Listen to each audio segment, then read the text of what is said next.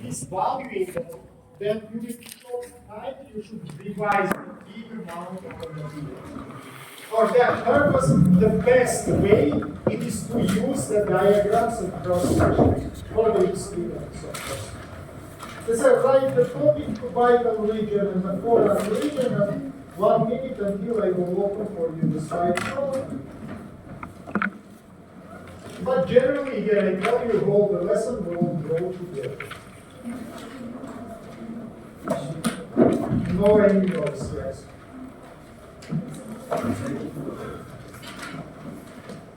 I think you will have the problem with your mental qualities. If I say no any noise, it means I will remove you from my class if I will listen. Again, you don't listen. Again, you don't understand. I don't make any joke now to smile in your face. I am more than serious.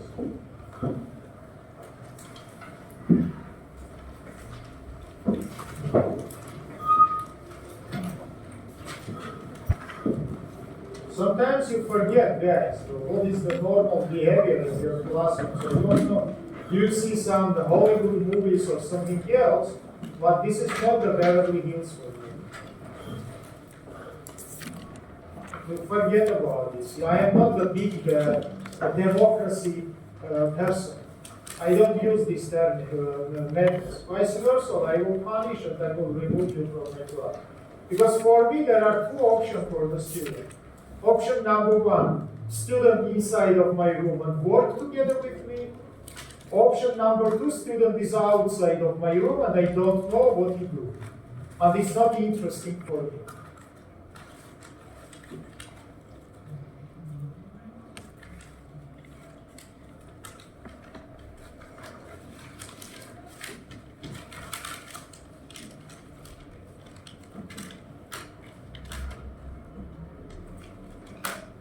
Let's start.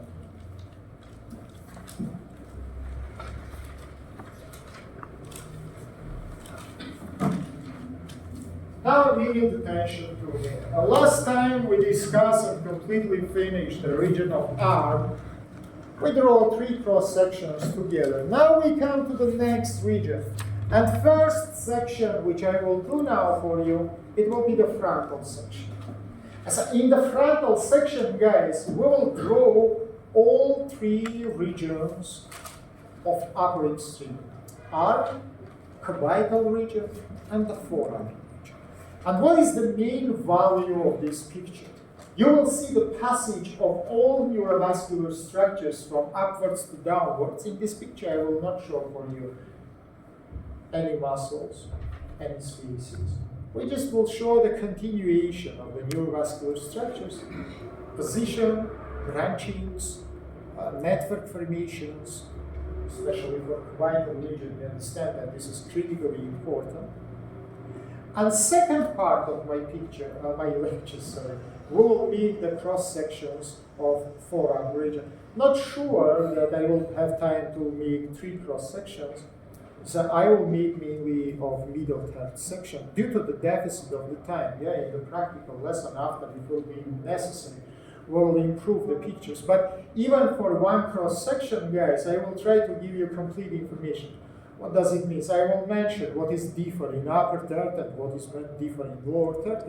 I will try to make the complete picture of the problem. Now, write the name of first diagram. It is the frontal section of upper extremity. In the brackets, write please the level of the arm, cubit, and forearm. Arm, cubit, and forearm. Level of arm, cubit, and forearm.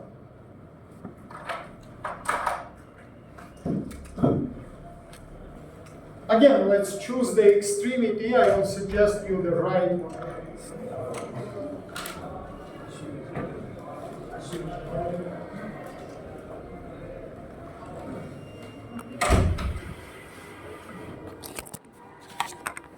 Let's choose the right one. The right means in this side the medial, in that side the lateral. And immediately, guys, divide please your whole paper into three portions. into three portions.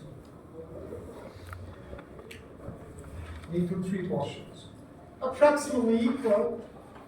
If little bit they will be different from each other, no any big problem. From upper one, right, the arm region, middle one, the cubital, and lower one is forearm.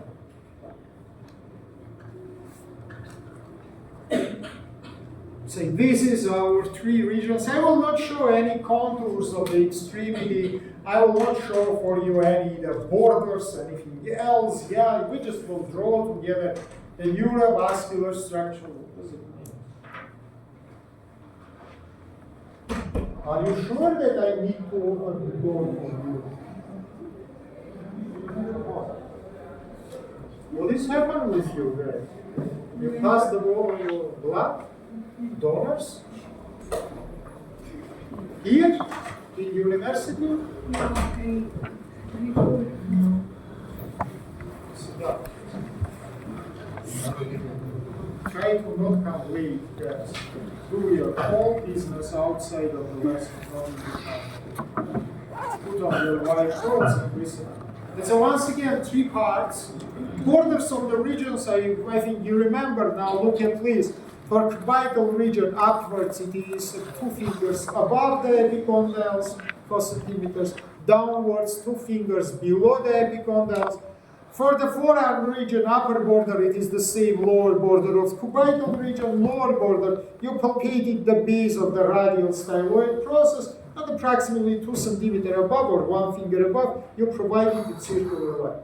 Let's say whole borders, you know very well. Okay. And let's start to draw the neurovascular structures, guys. And first of all, now look please here, strongly by midline of my paper, from up to down, I provided one red line. By the way, friends, anterior structures, I will draw by non-interrupted lines. Posterior structures, we will draw by interrupted lines. Before I start to read this, well, friends, do you imagine how easy me to remove you from the classroom? That is just will not be any problem for me.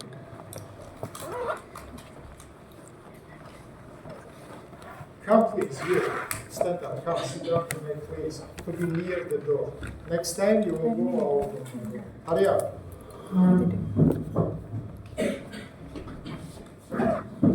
Come sit down here. Now we need again. Then the structure will leave anterior region and goes to the back. I will start to draw it by interrupted line. So for you, like the landmarks, you can write, yeah, non-interrupted lines is anterior, interrupted is posterior. Before I will start to draw, guys, again, let's remember how we divided the regions into anterior and posterior. Forearm, it's simply by the location of the biceps ribs. For the cubital region, it is the vertical lines along the right and left or medial lateral and frontal. Then you come to the forearm region, again, no any problem. Medial epicondyle, you connect it with pisiformis, lateral epicondyle with the tip of the styloid process. And again, in front of the lines, we have anterior, behind the lines, we have posterior compartments. So that is important to mention for you, passage of the vessels and nerves, because partly they will be interior, partly posterior. They can give the branchings in the different compartments. So this needs to be described. You can see that the red line is completely interior structure. Yeah? It is started from upwards of your arm region and continues to your cubital region. By the way, this arm region also you can split into three parts. And right here, upper 1/3, middle 1/3, and lower 1/3. That's also important to draw the topography of the structures in the different thirds. For example, branch of the artery in upper third, in middle third, in lower third. This will be useful. And put the number 1 and write please the brachial artery. This is the main principal artery of the upper extremity. As you remember, it's continuation of our axillary artery. It is passed along the whole arm region As you remember in my previous lectures, we draw it inside of medial interfacial space. Very well, let's continue now. In each third of the arm, as you remember, it gives one branch. And in the upper third, it gives branch which goes to the lateral side. Let's say this is the medial side, that is the lateral side. And as you can see in upper third, this structure is non-interrupted. It means it's anterior structure. In mid-third, it's then interrupted. And in mid part of the mid-thirds, finally, it is split into two terminal branches. As you can see, both these branches is interrupted in my picture in middle third. Let's mention these structures. This is structure number 2 in our picture. Call it, please, the deep brachial artery, arteria profunda brachii. And it's split into two terminal branches, 3 and 4. Call, please, the third, which is more lateral, collateralis radialis. Fourth, which is more medial, collateralis medial. By the way, look here, please, in the lower third, this collateralis radialis, I draw by non-interrupted line. It means it comes to anterior compartment. Fourth one, still continue by interrupted line, and by interrupted line, I provide it up to the midpoint of the cubital region. Same third one also, I provide it to cubital region, but now by non-interrupted line. So from these two arteries, collateralis radialis will be in anterior cubital region, collateralis media will be in posterior cubital region. Remember it, and let's continue. In the middle third, arteria brachialis also gives one branch. And look, starting from mid-third, I draw it by interrupted line. And by same interrupted line, I continue it up to the midpoint of the cubital region. Let's put the number 5 here and call the name it at least superior collateral ulnar artery. Superior collateral ulnar artery. Until now, everything which I draw you have in your arm region, yeah, but you have one more bonus, it is cubital region, which is absent in our cross sections. Yeah, you don't have it. In the lower third, finally, I will draw one non-interrupted artery, which is non-interruptedly continuous to the cubital region. In my picture, it is 6th one. We call it collateralis ulnaris inferior. Inferior collateral ulnar artery. So now in our picture, you can see 4 arteries in cubital region. 2 anteriorly, it is artery number 3 and artery number 6, so 2 posteriorly, number 4 and number 5. And also you can see the main artery, which is our arteria brachialis. Now I need attention. Approximately 1 centimeter below the midpoint of the cubital region, I split this artery, I mean arteria brachialis, into 2 terminal branchings. Now do it together with me. One is go to the lateral side, second is go to the medial side. For one, I put number 7 and call it the radial artery. For another, I put the number 8 and call it ulnar artery. So you can see that a little bit below the midpoint of the cubital region, our brachial artery bifurcated and finished by division into 2 terminal branches, ulnar one and the radial one. Of course, both these arteries will continue in the forearm region. And look please here, 8-1, up to the finish of my picture, I draw by non-interrupted line. It means it is continuously located in the anterior forearm region. For the 7 artery, look to me, I draw it continuously up to the lower part of my picture by non-interrupted. And in the border between forearm and hand region, I draw it by interrupted line. Means, minute attention to me, I want to remind you anatomy. In the level of the styloid process, arteria radialis goes to the backside and come to the anatomical snuff box. From anatomical snuff box, it is become to the dorsal surface of the hand. As you remember, after this, by first interdigital space, it is entered into the palmar surface and involves information of the deep palmar arterial ring. I want to remind you that in your palmar region we have two arterial rings. Superficial, which is primary, formed by ulnar artery, and deep one, which is primary, formed by radial. But you see, radial artery makes very hard movement from anterior region to posterior region, then again from posterior region to anterior region. That's in the border between forearm and hand region. I draw it by interrupted line to mention that it is directed into the posterior compartment. Is it understandable for you?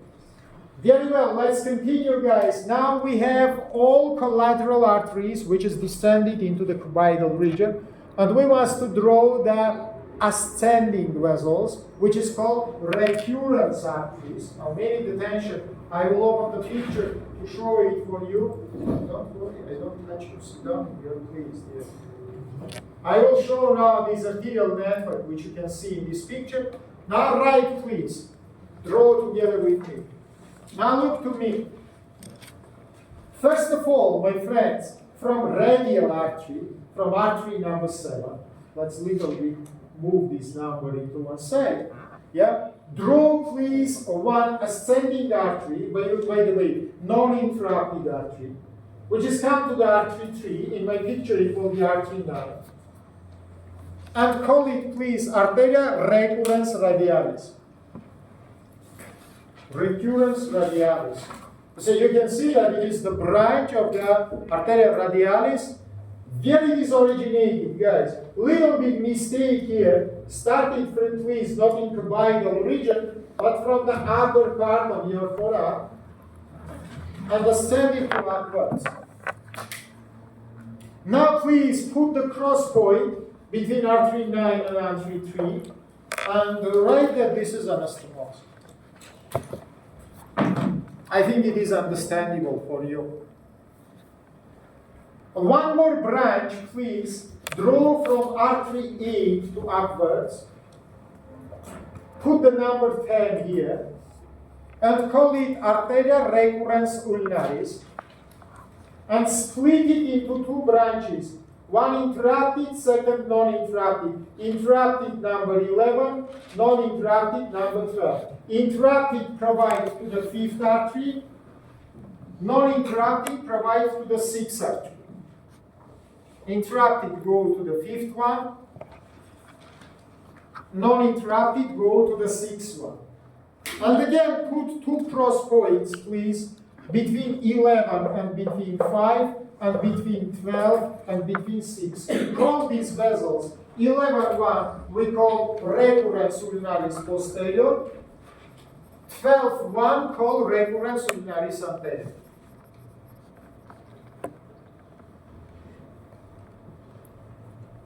Is it understandable for you?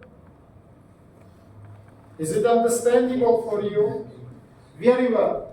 Let's continue. Now from ulnar artery to downwards, draw please one more branch, providing approximately to midpoint of distance between ulnar and radial arteries, and split it in the level of the border of the region into two terminal branches. One from these branches, please, draw by interrupted line. Second from these branches, draw by non-interrupted line. By the way, this non-interrupted line in the border between head and forearm region also made interrupted. It goes to the back. And put here the numbers, number 13 and number 14. And number 15. 15-1, call please interosseous communis. And to its branches, 13-1 interosseous posterior and 14-1 interosseous anterior. Is it understandable for you?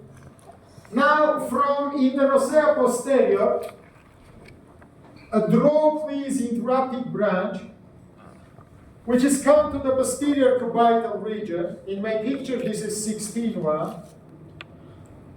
And put anastomose between 16 and 4th one. Call this 16-1 Arteria interossea recurrens.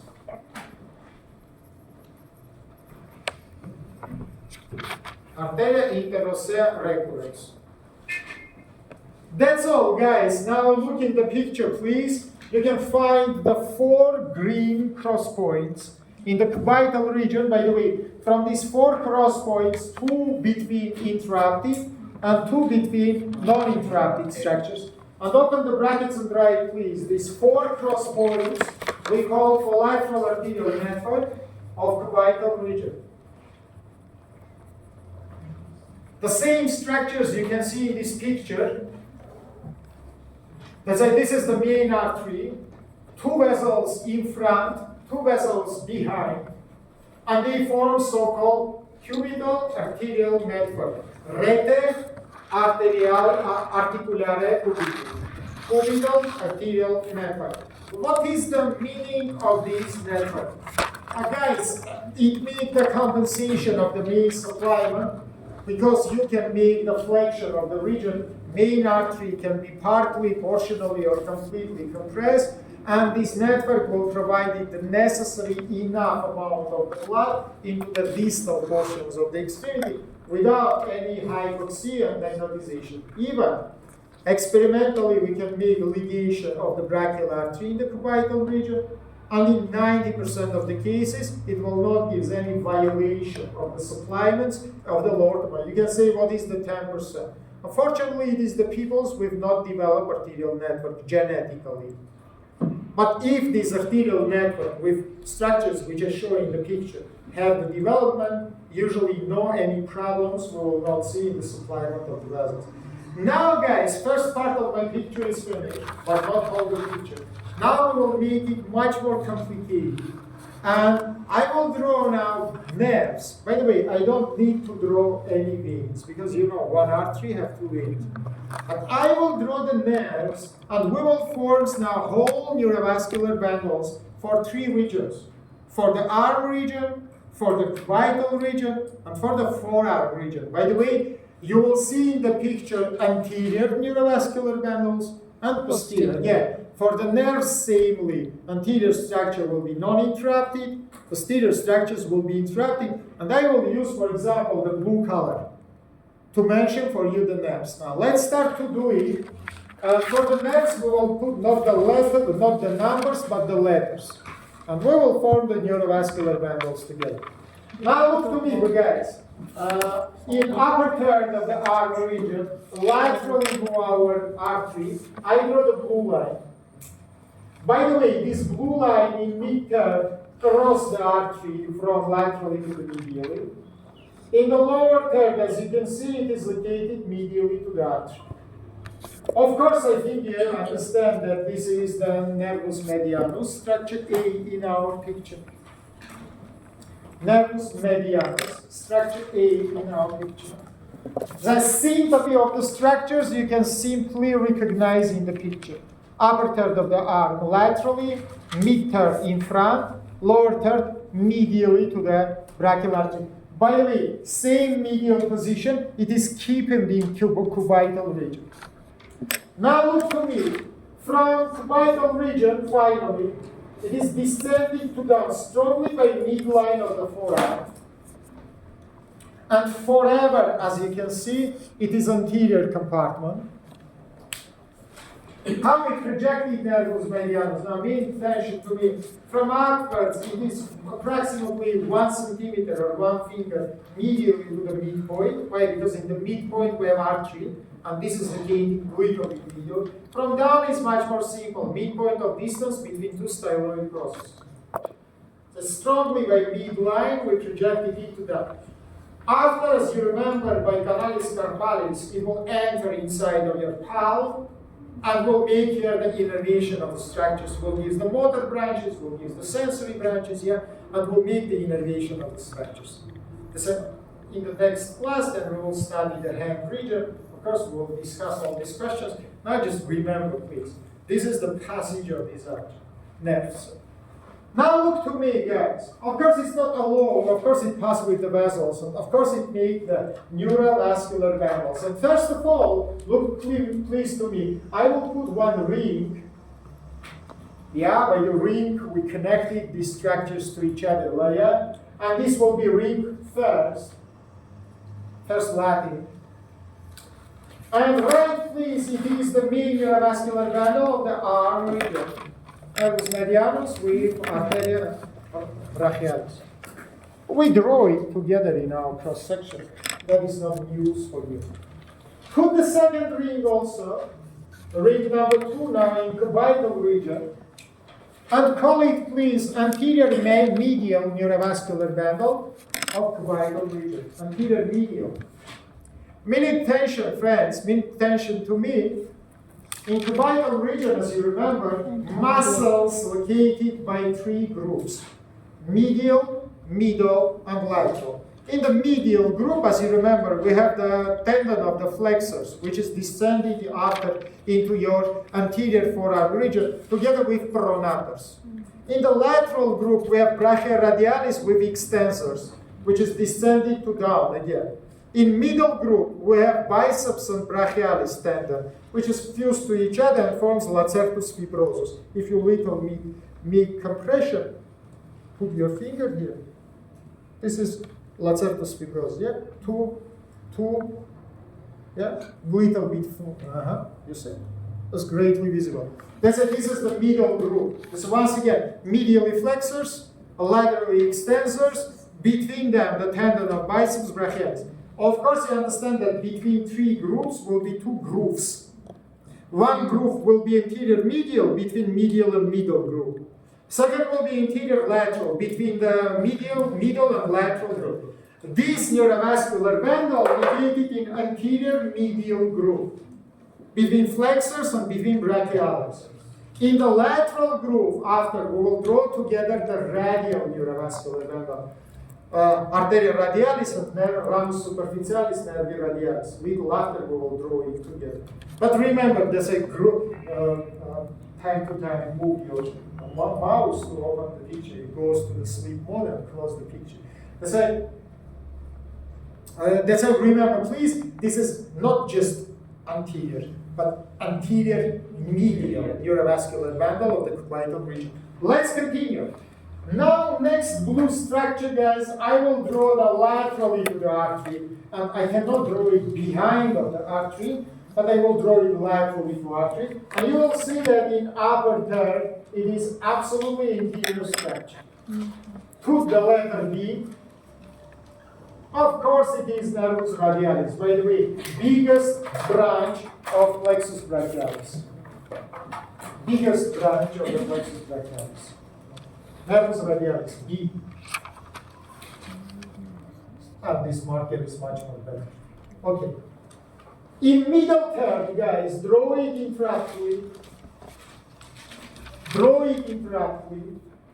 And immediately, friends, immediately put the ring between B and 2, and this will be ring 3. Call it, please, neurovascular bundle of posterior arm region. You remember inside of canalis humeromuscularis, yeah? Nervus radialis together with arteria profunda brachii goes to the canalis nervi radialis or humeromuscularis or canalis spiralis. We drew it in our cross sections. And here together they form the neurovascular bundle of posterior arm region. Is it understandable for you? I'm super, I'm happy, let's continue. Now look here, please. In the lower third of the arm, it is stayed uninterrupted because, as you remember, together with collaterals radialis, they enter inside of the lateral interfacial space. Again, we draw it together in our cross section. And here also you can put the new ring number 4, and you can call it anterior lateral neurovascular bundle of inferior arm region. Anterior lateral neurovascular bundle of inferior arm region. I think it's not hard to remember. Let's continue. Now, non-interruptly, this nerve is passed up to the midpoint of your cubital region. Again, one new ring, Now the fifth one.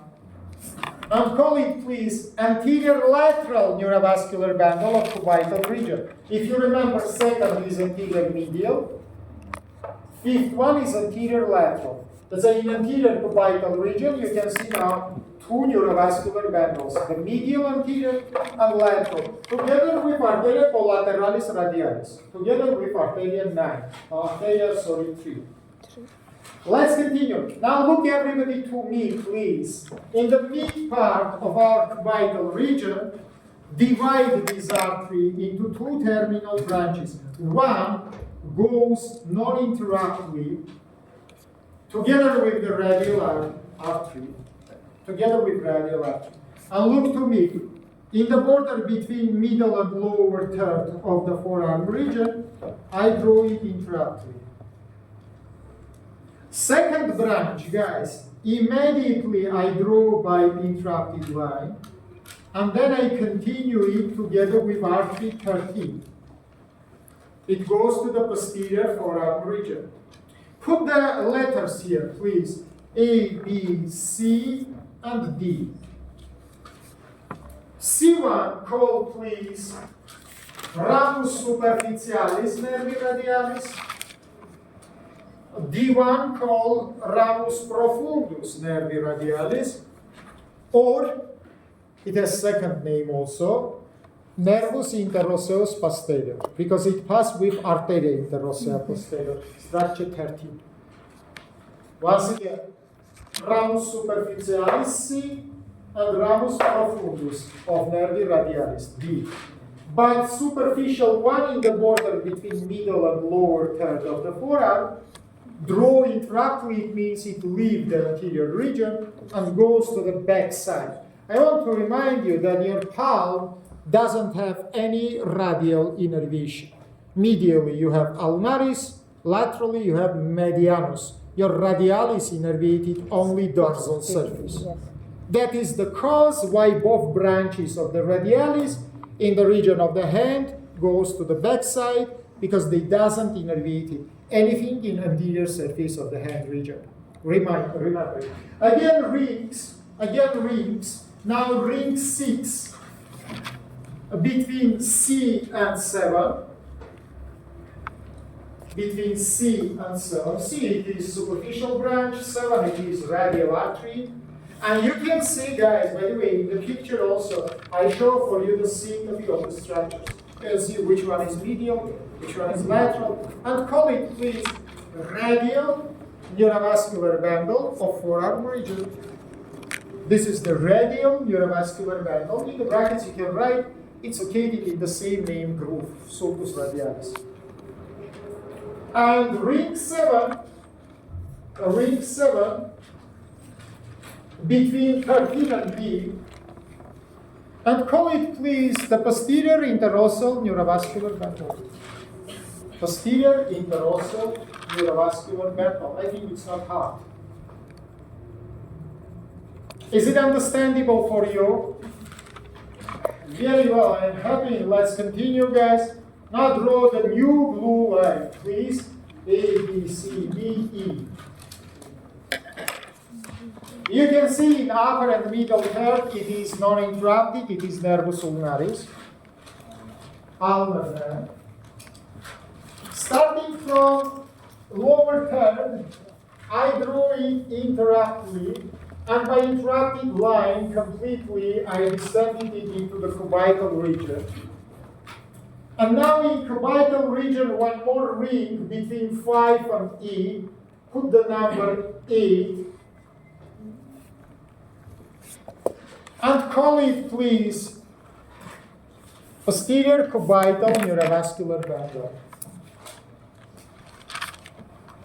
Or you can say neurovascular bundle or posterior cubital region, how you want.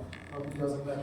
Conclusion, guys, 1 minute tension. Look, please, in the cubital region. You can see 3 neurovascular bundles, 2 in anterior, 1 in the posterior region.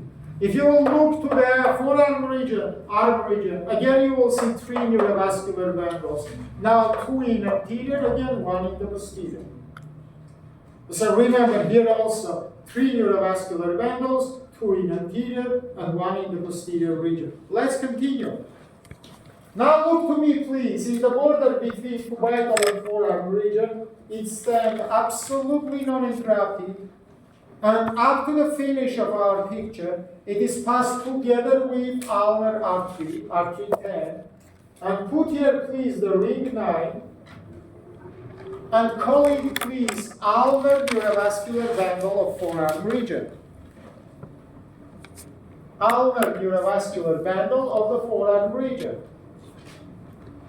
Ulnar neurovascular bundle of the forearm region. Again, in the brackets you can write is located in same name group, sulcus nerves. Little after that, we will make the cross sections of these groups. We'll try to draw here in the cross section. That's all, guys. Only two structures is allowed without pairs here. You can see 14 interosseous anterior and nervus medianus, it is A. Now let's help them.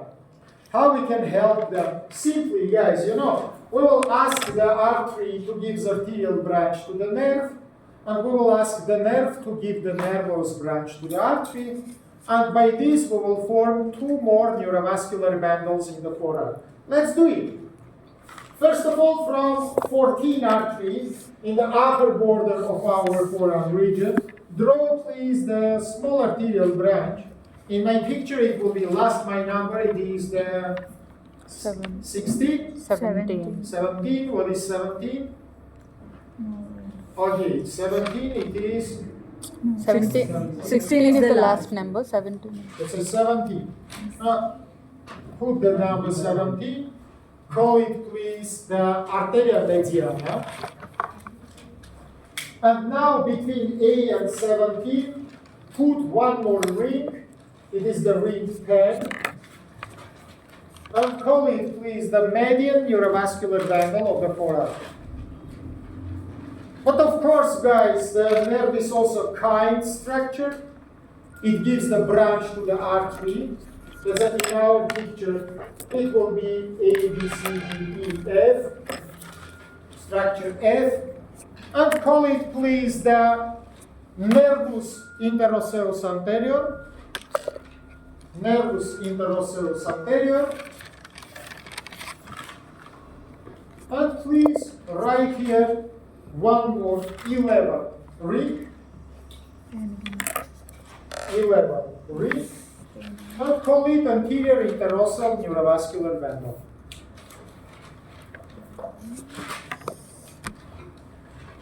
Now let's count together, guys, how many neurovascular bundles we have in forearm region. 1, 2, 3, 4, 5. By the way, if you will look attentively, you will see that 4, it is non-interrupted, mainly it's located in anterior compartment, and only 1 is interrupted and located in the posterior compartment.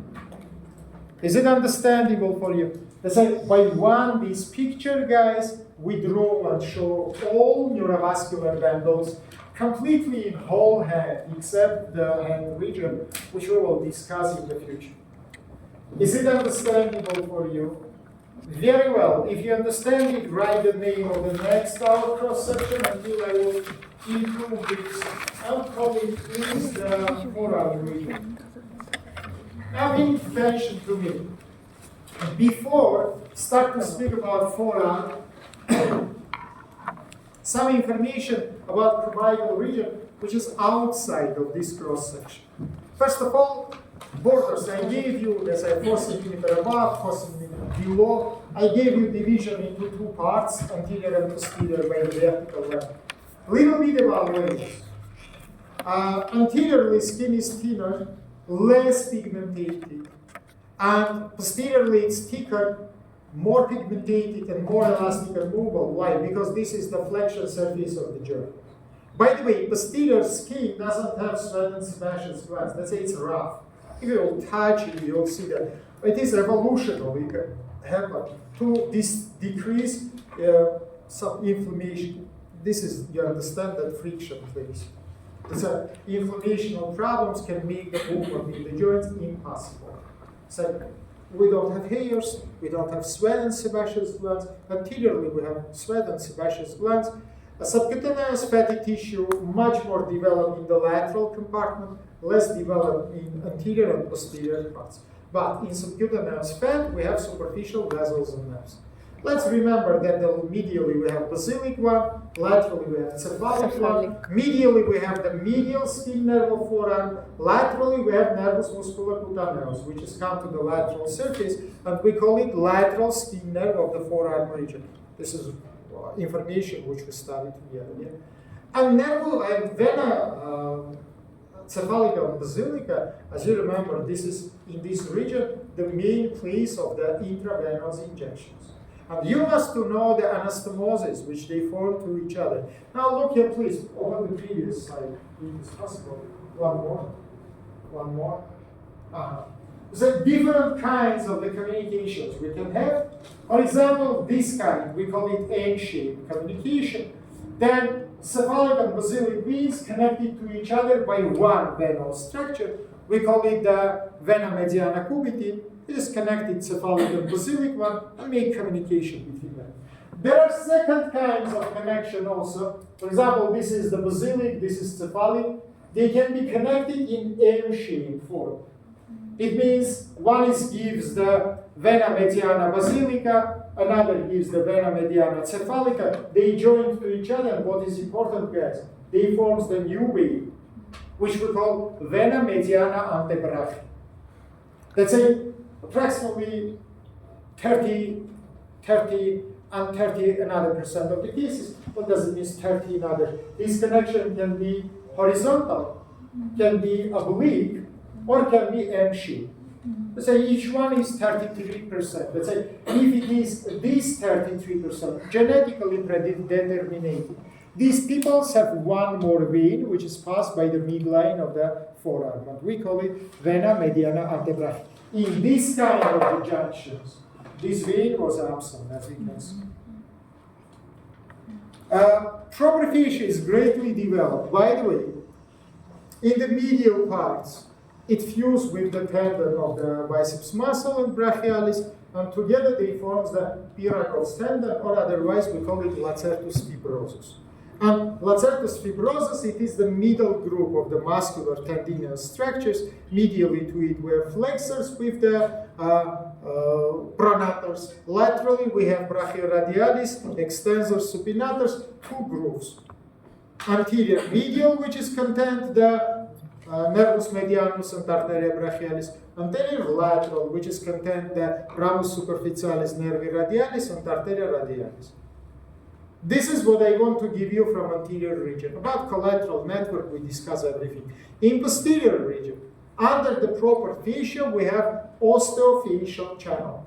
The channel which is formed medially by medial epicondyle, laterally by the olecranon, and from the back side, it is proper fascia which is fused with that.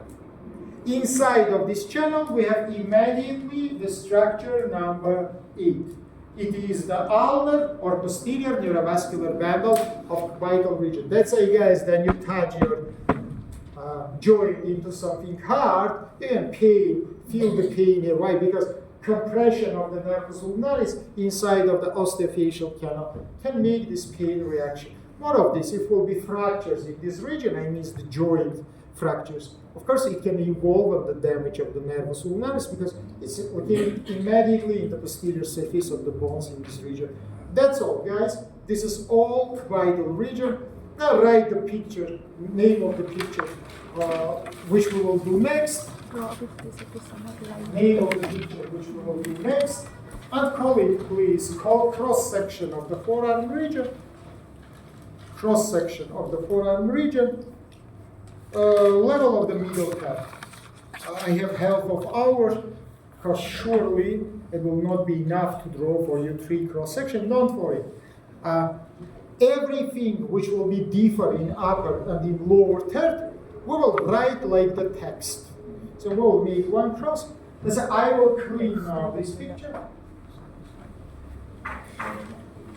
And we will start to draw our cross-section.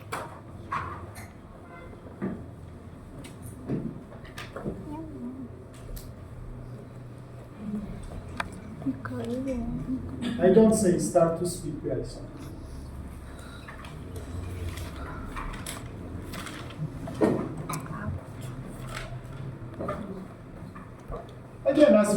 let's choose right forearm region.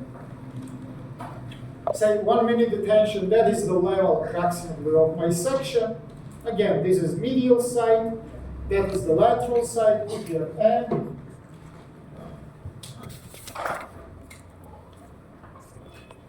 This doesn't normally work. N and L. And minute detention to me, guys.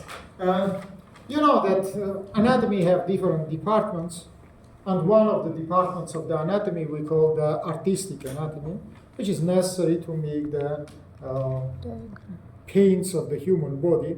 And you must understand the main forms of parts of the human body that you study.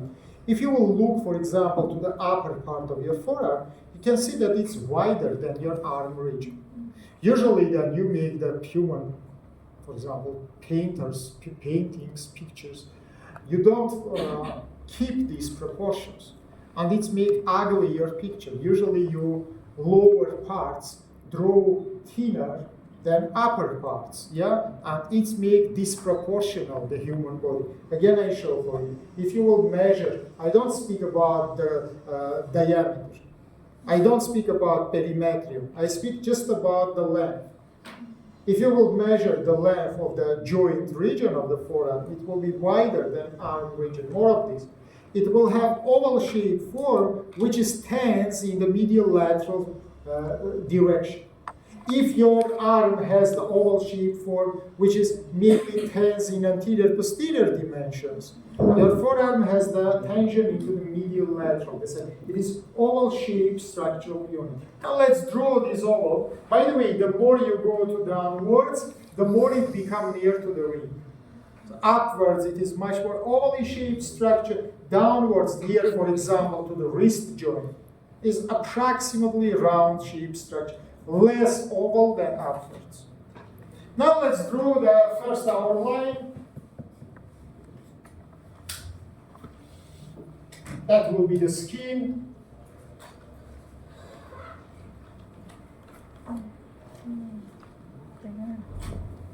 Put the number 1.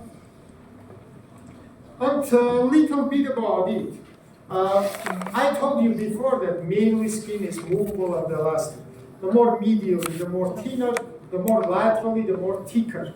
More of this. In the anterior surface, pigmentation is not so good developed. Posteriorly, it's much more developed. By the way, anterior skin, from that point of the view, we can use to make some investigation. For example, allergical some reactions. Yeah, we can scarification or some analysis we can make in the anterior region, because any inflammation here will be greatly visible due to its bad pigmentation. Subcutaneous fatty tissue, anteriorly not so much, posteriorly and laterally much more. Inside of subcutaneous fatty tissue, we will draw superficial vessels and superficial veins. But before it, inside of the black ring, draw please the blue one. You remember by blue color, generally we mentioned the proper fish. Yeah? Put the letter number 3 here and call it the proper fish. Again, common rule. Remember, please, that proper fascia is double layer structure. I draw it by one line, but you remember that really it is double layer structure. And finally, second layer, of course, will be between skin and the proper fascia. Call it, please, subcutaneous fatty tissue. Now, inside of the picture, draw, please, 2 triangular shaped structures, bones. By the way, medial one, it will be structure 4 in our picture. It is the ulnar bone. You can see that it's triangular shape, and it's very big. The more upper you will go, the bigger will be ulnar bone. You remember, it is the main structure which is for your cervical joint. Vice versa, the more down you will go, the more its size will be decreased and size of the radius will be increased, because this is the main bone which is from the wrist joint. So we have this disproportion, yeah? Upper epiphysis of ulna is bigger, lower epiphysis of radius is bigger, as you remember. And what is important, look please here, medial surface of your radius ulna, fused with the proper tissue. So proper tissue fused with the medial surface of it. Laterally draw, please, one more triangle, much more smaller. It is the fifth one in our picture. Call it the radius. And between them, of course, draw the structure 6, call it interossal membrane. It is fused with the interossal margins. For the radius, it is medial. For the ulna, it is lateral margins. Otherwise, we call it interossal margin. Don't ask me, guys. I say it 100 times. If you want to go to washroom, stand up and go. For all other cases, it's forbidden to leave the room. Let's continue. Now, guys, we come to the point, very important. I must draw intermuscular surface. And I told you last time that between intermuscular surface of single bone regions and intermuscular surface of more than one bone regions, there are big differences. In single bone last time, we draw double layer intermuscular septa with interfacial space inside of that. Now we will have reverse situation. Intermuscular septa will have single layer. Let's draw it. First one, from proper fascia, become to the anterior margin of the radius. Put the number 7 here and call it anterior radial intermuscular septum. Why anterior radial? Because it fused with anterior margin of the radius. Next one, again originating from proper fascia, fused with the posterior or the lateral margin of the radius, and call it posterior radial intermuscular septum. Anterior and posterior radial intermuscular septum. Put the number 8. As you can see now in my picture, which I draw, no any interfacial space. We don't have here interface, but we have 3 osteofacial compartments. Put the letter A, B, and C.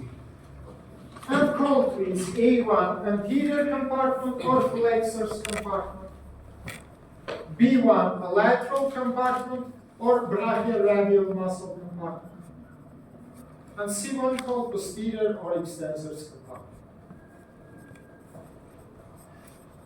By the way, guys, inside of posterior compartment, draw a big layer of the proper fascia and split it into 2 portions, C1 and C2. C1 it is deep posterior, C2 it is superficial posterior compartment. Is it understandable for you? That is, guys, the skeleton of the picture. Unfortunately, as you understand, I will not have the time to show for you 3 pictures, but you must write some specifics, which will be happen in each level. Okay, as usually, guys, let's start from subcutaneous structures. Let's draw the subcutaneous structures. Let's say one blue point I put in the medial side. It will be structure 9, 10, or 9. 9. And one structure I put in the lateral side, it will be structure 10. By the way, possibly one structure I put it by cross point. I will put anteriorly, it will be 11. Why possibly? Because I tell you that this last one can be happen or no, comparable with connection. Right, 9-1, of course, it is basilic vein. 10-1, it is cephalic vein. And 11, possible one, it is vena mediana and the brain. In 33% of the cases, it was present. In all other cases, it was absent. Now let's continue. Let's take the green marker and let's mention the nerves. By the way, nerves will be a little bit back and lateral to the vessels. One green point I put in the medial side in my picture, it will be structure 12. One green point I put in lateral side, it will be structure 13. And one green point I put in the back, it will be structure 14. I think the names you remember. 12, it is nervus cutaneus antebrachymedialis. In the brackets, write please from the medial cord of the plexus brachialis. 13 one, you know very well, it is nervus cutaneus antebrachylateralis or continuation of musculus cutaneus. And 15 one also, for 14 one, you also know nervus cutaneus antebrachyposterior. In my previous pictures, as you remember, it was present in arm region. It is the branch of nervus radialis. That's all, guys, for subcutaneous fatty tissue. Same structures, by the way, you will have in each third, and in upper third, and in middle third, and in lower third. Will be absolutely same structure, no any difference. Now let's come to the deep structures, guys. And inside of the structure B, draw please in. Don't forget, by the way, don't forget that this is the middle third. So what I immediately draw for you, it is belong to the middle third. For all another thirds, if will be any differences, I will mention for you. Let's come to the space B, and immediately inside of this space B, draw one big muscle, put here the number 15. And call it please musculus brachioradialis. Musculus brachioradialis. Musculus brachioradialis. In the brackets write please. It is inside of the space in all third, and in upper, and in middle, and in lower.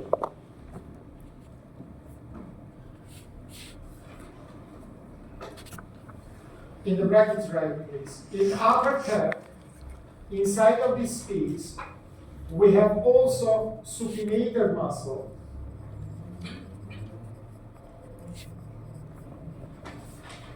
which after leave this space, and in middle and lower thirds, it is located in posterior osteo-facial compartment. Let's say, you see guys, we don't draw three pictures, but we try in this picture to mention all the changings which we will have in another thirds, yeah? Let's say, because this is middle third, I draw only one single muscle, but we mentioned that in upper third here, instead of one, we have two muscles, yeah? And in middle lower third, yeah, there are one muscle, which I draw now for you. Let's continue. Now we come to the anterior compartment. And superficially here, please, draw 4 rings. And put the numbers, please, 16, 17, 18, and 19. Now write the names of these structures, please. Structure 16, we call flexor carpi radialis. Structure 17, we call pronator teres. Structure 18, we call flexor divitor omnis. Sorry. Structure 18. 18 one. Right, please. Move. 18 what I say, you're 19. 18. 18. 1 minute. Flexor pronator teres. Flexor carpi radialis. Pronator teres. 18 one. Right, please. Divitorum superficialis. And 19.1, right, please, flexor carpi ulnaris. Flexor carpi ulnaris. 18.1, palmaris longus. I mix everything. 18.1, palmaris longus. 19.1, flexor carpi ulnaris. And the other side.